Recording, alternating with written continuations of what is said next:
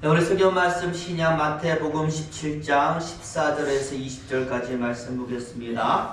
마태복음 17장 14절에서 20절까지의 말씀.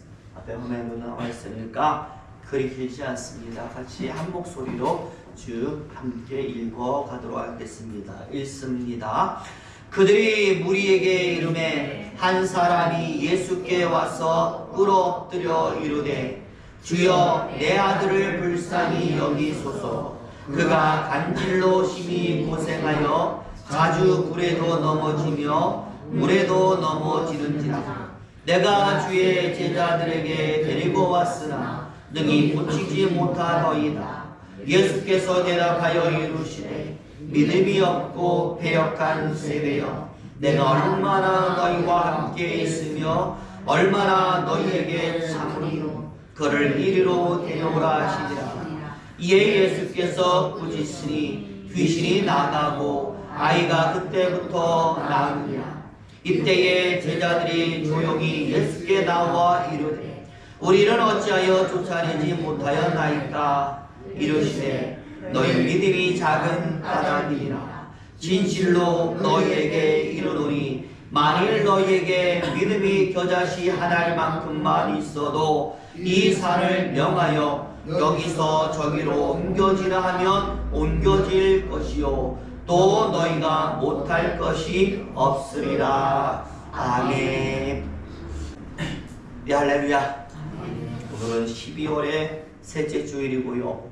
이제 4일 뒤면 예수님의 탄생일 성탄절이 다가옵니다. 부디 저와 여러분 모두에게 예수님이 주시는 놀라운 축복이 있기를 바라면서 오늘도 우리 옆 사람과 인사하는데요. 사랑합니다. 축복합니다. 행복하시기 바랍니다. 인사하겠습니다. 사랑합니다. 축복합니다. 행복하시기를 바랍니다. 부디 저와 여러분 행복하시기를 바랍니다. 예수님께서 이 땅에 오신 목적은 우리의 행복에 있습니다. 우리의 구원에 있습니다. 하나님의 자녀로서 참 능력 있는 삶을 살도록 만들기 위해서 예수님 이 땅에 오신 줄로 믿습니다. 우리 저와 여러분들의 하루하루 시간이 능력이 되기를 예수님 이름으로 축원을 드립니다. 경북 영천에서 목회를 하시는 목사님이 한 분 계시는데요. 어느 날 이 목사님이 교회를 가는데 옆에 상가 1층에서 안경점을 하고 있는 사람이 목사님을 부르는 것입니다. 이 건물이 철거가 예정이 되어 있고 그래서 자기도 건물에서 나가야 되는데 다른 건물을 알아보려니까 이 비용이 만만치 않은 것이죠. 철거가 예정되어 있으니 시설비는 물론 권리금도 못 받으니까 손해가 엄청난 것입니다. 끙끙 앓다가 목사님을 보고 하소연을 하려고 이제 목사님을 부른 거예요. 물론 무슨 해결 방법을 알려달라는 것은 아니고요. 그냥 답답하니까 목사님을 만나서 얘기를 해보는 것이죠. 가만히 얘기를 듣던 목사님이요, 한 가지 질문을 해요. 혹시 사장님 교회 다니십니까? 그 사장이 말해요. 아니요 목사님, 제가 젊을 때는 다녔는데요, 안 다닌 지 참 오래되었어요. 목사님이 말합니다. 그렇다면 교회 다니신 과거가 있으니까 한번 이 문제를 놓고 하나님께 다시 기도해 보시는 것이 어떻겠습니까? 제가 오늘 기도해 드릴 테니까 집에 가서도 이 문제를 가지고 한번 하나님께 매달려 보세요 라고 얘기를 한 거예요. 목사님이 얘기를 듣더니 이 사장님이 이렇게 말하는 것이죠. 목사님, 제가 오늘부터라도 기도하면은요, 하나님께서 이 문제를 해결해 주실까요? 목사님이 말씀하는 거예요. 네, 반드시 하나님의 응답은 있습니다. 문제가 해결될지는 모르겠지만 하나님께서 사장님이 기도하시면 어떠한 방법으로든 간에 하나님은 응답을 해 주실 거예요. 기도의 효과는 반드시 나타날 거죠.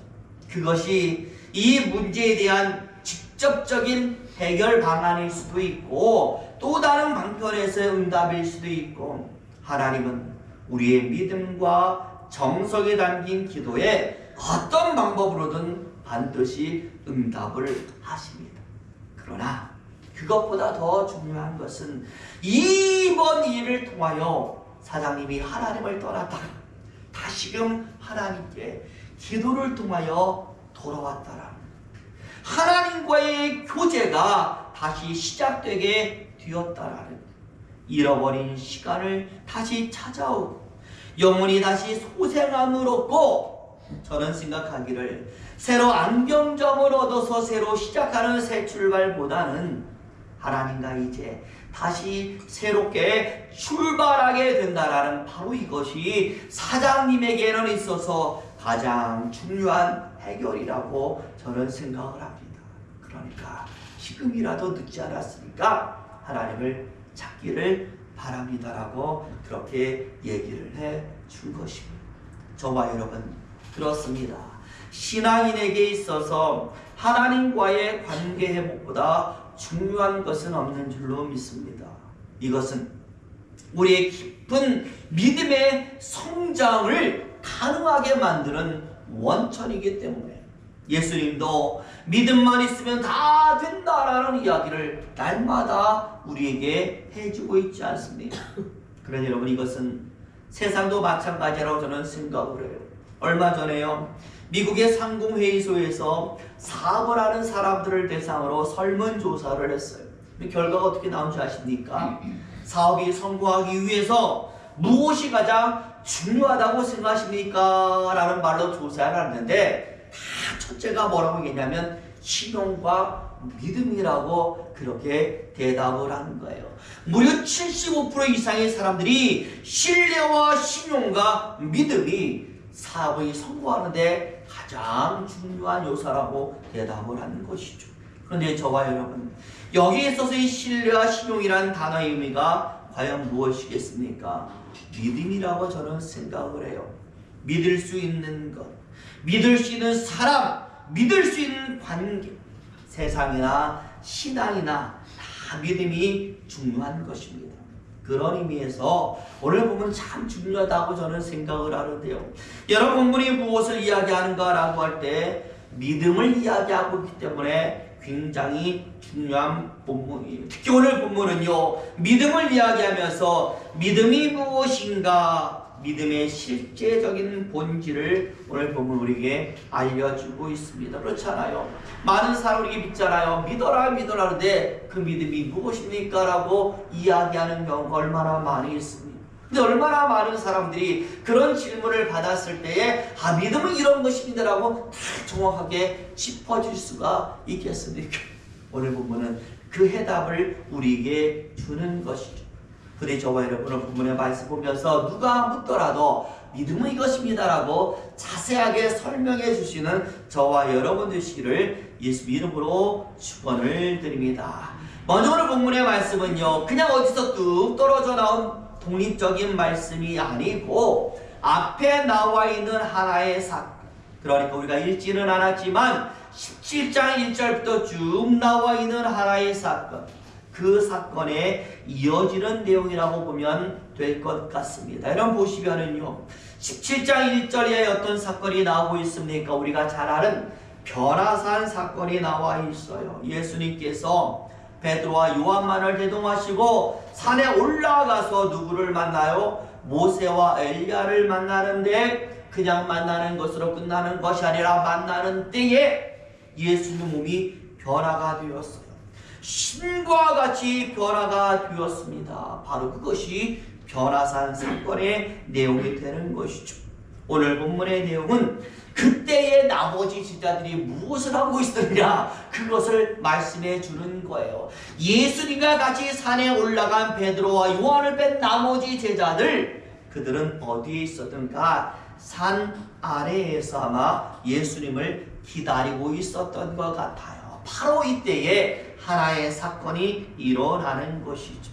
어느 아버지가 자신의 아들을 데리고 예수를 찾아오는 겁니다. 왜 찾아왔느냐? 아들이 몸에 뭐가 있어요? 질병과 장애를 가지고 있어요. 오늘 본문에 보니까 간질이라고 막 자주 미치는 거예요. 그 간질이라는 질병을 가지고 있어요. 매일같이 발작을 하니까 견딜 수가 없는 것이에요. 그래서 하나도 안 돼서 예수님께로 데리고 왔어요.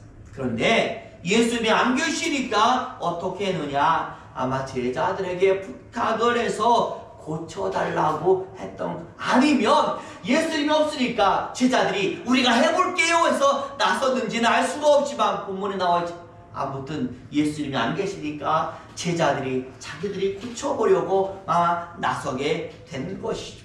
중요한 것은 자신있게 나섰더니 제자들이 성공하면 좋을 텐데 실패를 했다라는 것이고, 그 실패를 보면서 아이의 아버지가 굉장히 화가 나 있었다는 거예요. 근데 좀 이상하잖아요. 못 고칠 수도 있는 것이지 왜 화가 났을까? 우리 오늘 16절 말씀만 읽어봅니다. 16절 같이 다시 한번 읽어볼 텐데요. 16절 시작. 내가 주의 제자들에게 데리고 왔으나 능히 고치지 못하더이다. 헬라 원어를 보면 이 능히라는 단어에 우크라고 하는 부정을 나타내는 형용사를 붙여서 강조가 되어 있습니다.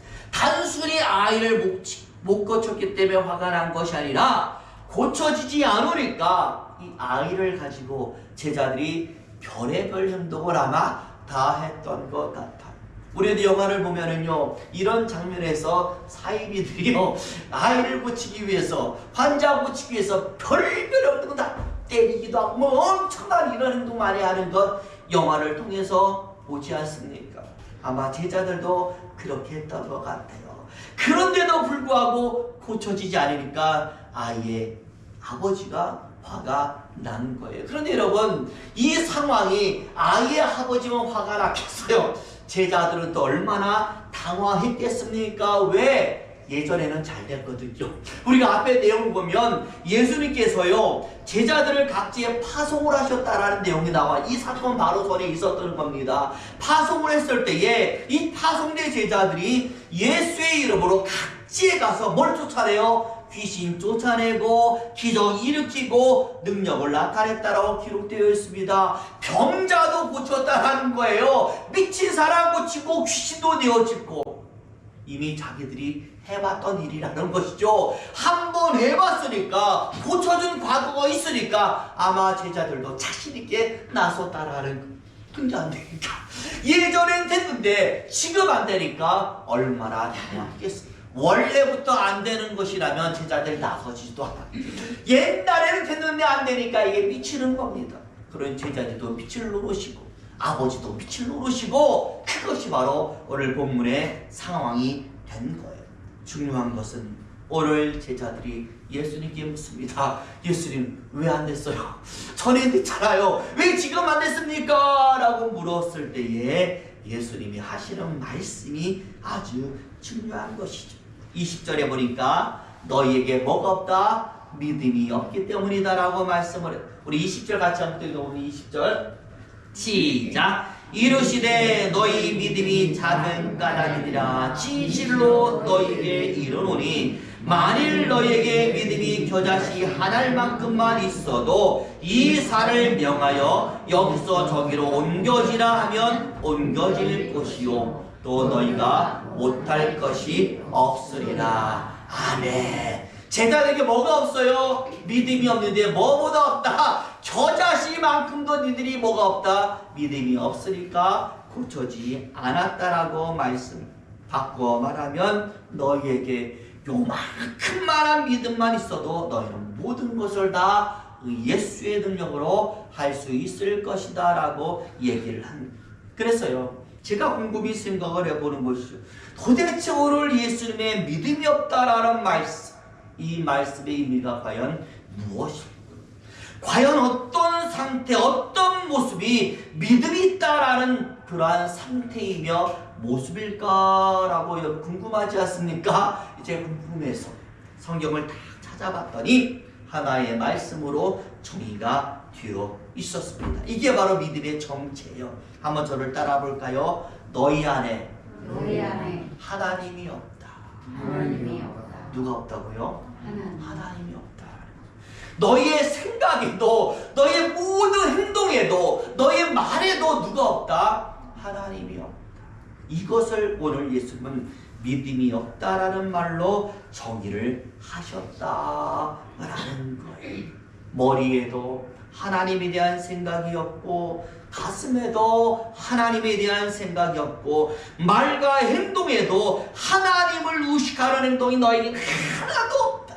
그러니 너에게 능력이 나타날 수가 없다라고 말씀을 했다라는.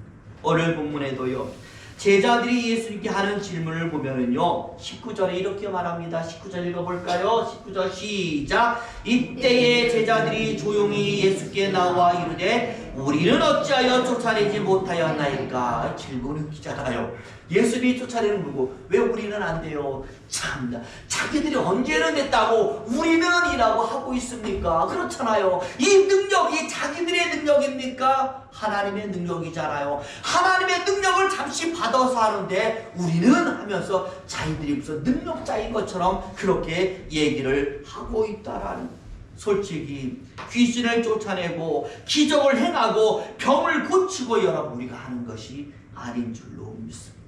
하나님이 나를 통하여 역사하시는 것이 하나님이 하시는 것이지 내가 하는 것이 아니에요. 그런데 오늘 제자들은 나는 왜 안 됩니까? 내가 한다라는 생각으로 가득 차 있으니까 그 안에 누가 들어가지 못하여 하나님이 들어가실 틈이 없고 기적이 나타날 수가 없는. 그러니 저와 여러분, 우리가 반드시 신앙생활하면서 반드시 알아야 될 것은 우리가 할 수 있는 일이 있고 하나님만이 할 수 있는 일이 분명히 존재하다라는 것을 우리는 인지하면서 신앙생활을 해야 되는 거예요. 근데 중요한 것은 예수님이 오신 다음부터는, 그래서 예수님께서 우리 모든 죄의 문제를 해결하신 다음부터는 보내신 누구의 역사로 말미암아, 성령의 역사로 말미암아 하나님만이 하실 수 있는 많은 일들을 누구도 할 수 있도록 만들어 주셨어요. 사람, 우리도 할 수 있도록 열어 놓으셨다. 그런데 아무나 할 수 있는 것은 아니고 우리 안에 누가 거하실 때에, 하나님이 거하실 때, 하나님에 대한 신뢰가 가득하고 하나님에 대한 생각이 가득하고 하나님에 대한 의지로 우리 속에 가득할 때 예수의 이름으로 선포되어지는 기도나 간구로 우리는 이 놀라운 일들을 할 수 있게 되었던 것입니다. 바로 이것이 예수님 말씀하는 믿음의 의미가 되는 것이죠. 그런데 본문의 제자들이 간질에 걸린 아이를 고치려 들 때에는 제자들에게 이런 모습이 없었다라는 것, 이런 행동이 하나도 보여지지를 않았다라는 것. 이것은 여러분 우리도 마찬가지인 줄로 믿습니다. 우리가 세상을 살면서 전혀 하나님과는 관계가 없는 생각만을 하고 행동을 하고 모습을 보여주면서 그런 삶을 살면서 하나님의 기적과 능력을 기대하는 것은 솔직히 말이 안 되는 것입니다. 이런 상황 속에서는 하나님의 능력도 기적도 나타나지 않는 거예요. 자, 그렇다면 반대로 하나님의 기적과 응답을 보기 위해서 우리는 무엇을 해야 될지 답이 나오는데, 믿음이 있어야 되는데, 우리 안에 하나님이 가득해야 되는데 그건 또 무엇인가라는 질문이 나오잖아요. 아마 이것을 생각해 보면 아마 쉬울 것 같아요. 요새는요 핵가족 시대이기 때문에 대가족, 저희는 대가족이에요. 할아버지, 할머니, 뭐 손자 다 있으니까. 그런데 대부분의 가족이요, 남편, 아내, 아들 이렇게 핵가족으로 살다 보니까요 되게 오손도손 살고는 있지만 뭔가 재미가 없어요. 그리고 부모라든지 뭔가 이러한 관계에 대한 생각을 잘 못할 때가 굉장히 편하기는 하지만, 그런데 이런 가정에 어느 날 시골에 살던 부모님들이, 할머니, 할아버지, 엄마, 아빠가 딱 올라왔어요. 그러면서 이제 얘기하는 거지. 내가 뭔가 집에 일이 있어가지고 한 달만 니네 집에 있다가 갈래? 라고 하셨다고 생각해요. 엄마, 아빠, 아들, 셋만 사는데 할아버지, 할머니들이 내가 한 달만 니네 집에 있다 갈게 라고 생각해 보세요.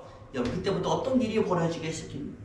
불안한 동거가 시작이 되는 거예요. 겉으로 말은 안 하지만 이것저것 불편한 것이 한두 개가 아니에요. 아내는 남편 눈치 탁탁 밤마다, 그죠? 막 째려보고. 왜? 불편하니까. 안 하던 거 하니까 불편하니까. 불편할 때마다 남편 한번 째려보고. 이런 일이 벌어지게 되는 것이죠. 며느리들 옷 하나라도 신경 써서 입어야 되는 것이고, 음식 장 보는 것도 여간 신경 쓰이지 않아요. 행동 하나하나를 하면서 누구를 의식할까?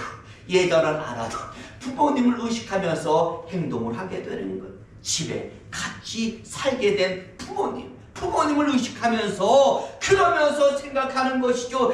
야, 이게 바로 시부모 모시고 사는 것이구나. 이것이 바로 부모님과 함께 사는 삶이구나라는 것을 그때서야 깨닫게 되는 겁니다. 저와 여러분, 오늘 예수님 말씀하는 하나님이 안에 계신 삶이 저는 바로 이것이라고 생각을 해요. 예전에는 내 멋대로 내 생각만 하고 살았는데 내 안에 하나님이 딱 오셨어요. 이제부터 누구와 동거하는 거야? 하나님과 동거를 시작하니 누구에 대한 생각? 하나님에 대한 생각 안 할 수가 없잖아. 이제 내 안에 하나님이 생각하는 것도 마음 먹는 것도 다 누구를 의식하게 돼요? 하나님을 의식하게 되는 거야. 야, 내가 뭐 생각했는데 이 하나님 어떻게 이렇게 생각하면서 살게 되는 거예요. 하나님이 나보다 윗불이니까 하나님을 의식하면서 자연적으로 생각 하나를 해도 행동 하나를 해도 말 한마디라도 하나님을 의식하게 되는 것. 이게 바로 뭐예요? 하나님을 모신 삶의 의미가 되는 것이죠. 제가요 재밌게 읽은 책의 내용인데요, 어느 나라에 이 공처가 선발대회가 있었다라는, 누가 진정한 공처가일까? 진정한 공처가를 가려내서 그도 얼마나 아내 눈치를 살펴보면서 살았는가 생각하면서 상을 주기로 한 것이, 아마 이 임금도 공처가였던 것 같아요. 그래서 세상에 공처가, 자칭 공처가라고 생각하는 사람 많이 모여서 이제 얘기 다 이렇게 선발대회를 하는데요, 이 선발의 기준이 참 웃겨요. 사회자가 나와서 깃발을 두 개 딱 꽂아놓고 얘기하는 것이, 자기 스스로 생각하기를 나는 공처가라고 생각하는 사람은 오른쪽에, 나는 공처가 아니다 생각하는 사람은 왼쪽에 쓰시오. 죄다 어디 갔을까요? 오른쪽에 가서 나는 공처가다. 그런데 그중 어떤 한 사람이 여기도 안 가고 저기도 안 가고 다 가운데 있는 사람이 있는 거예요. 이 심판관이 가서 물어보죠. 아니, 당신은 왜 움직이지 않습니까? 라고 물었더니 이 사람이 말하는 말이 아주 걸작이 뭐라고 그러냐. 우리 아내가요, 사람 많이 모이는 곳에는 가지 말래요. 그러니까 어디도 저기 나가고 거기 가만히 앉아. 누가 우승했겠습니까? 이 남자가 우승을 한 거예요. 저는 말입니다, 조금 미련하지만 이것이 바로 뭐예요? 순종이고 이것이 바로 믿음이라는 생각을 했어요. 조금 극단적인 표현이지만 행동하는 것 하나로도 누구를 의식해요? 아내를 의식하고 그렇게 행동하지 않습니까? 신앙도 똑같은 것입니다. 무엇을 해도 철저하게 하나님을 의식합니다. 하나님을 생각합니다. 그래서 내가 아닌 하나님과 관련된 행동과 말들이 내 입술에 나올 때 이것이 바로 신앙적인 행동이고 신앙적인 말이고 믿음의 행동이고 믿음의 언어가 되는 것입니다. 세상은 이런 우리를 보면서 야, 이 사람에게 뭐가 있다? 믿음이 있구나. 조금 우리와는 다르구나. 신앙심이 깊구나 라고 생각하게 되는 것이죠. 하나님을 믿는다라고 하면서 전혀 하나님과는 상관 없는 행동들이 나오게 된다라면 이건 누가 봐도 믿는 사람이 아니다라고 여겨질 수밖에 없는 것입니다. 부디 저와 여러분, 이런 믿음을 저는 우리 믿음의 교회 성도님들이 세상 속에 보여주시기를 바랍니다. 요새 교회가요, 성도가요, 얼마나 세상의 비난을 많이 받고 있습니까? 장로가 왜 저래? 왜 장로가 이거 차고 있습니까? 청문회 안에 입장에 보면 다 그 사람들 뭐예요? 교회 큰 장로님 있고 다 그렇잖아요. 이 정치인들 뭐 한다고 해가지고 청문회 하면 막 뭐 삿대질 하면서 보면 싸우는 사람이 다 어느 교회 장로, 다들 장로야. 다들 안수집사예요. 그걸 누가 보고 있습니까? 세상의 사람들이 그들을 보면서 교회와 성도를 보면서 어떠한 생각을 가지게 되겠습니까? 더욱더 우리에게 이런 믿음의 말과 생각과 행동이 필요한 줄로 믿습니다. 그러면 세상도 우리를 알아주는 것이고 하나님은 더 우리를 반겨하시는 것입니다. 능력 있는 삶은 바로 거기서부터 시작이 되는 것입니다. 이제 성탄절을 얼마 남지 않은 이 주일 아침에 저는 우리 예수님께서를 말씀하는 너에게 믿음이 없는 영고다 라는 말씀을 좀 새겨봤으면 좋겠습니다. 예수님이 오신 이유가 믿음이기 때문에, 우리에게 믿음을 안겨주기 위해서 오셨기 때문에, 그 예수님이 이 땅에 오신 지 얼마나 많은 2000년이 지났잖아요. 2000년이 지났는데도 불구하고 예수를 믿는 사람에게 아직도 믿음이 없다라면 그건 심각한 문제가 되는 줄로 믿습니다. 오늘 말씀을 잘 생각해 보면서 저와 여러분들도 항상 하나님을 의식하면서 그렇게 살아가시길, 그래서 우리 안에는 조금 불편하더라도, 세상 사는 것이 조금은 힘들더라도 하나님이 인정하는 그 믿음이 정말로 많이 보여지게 되시기를 예수님 이름으로 축원을 드립니다. 기도하겠습니다.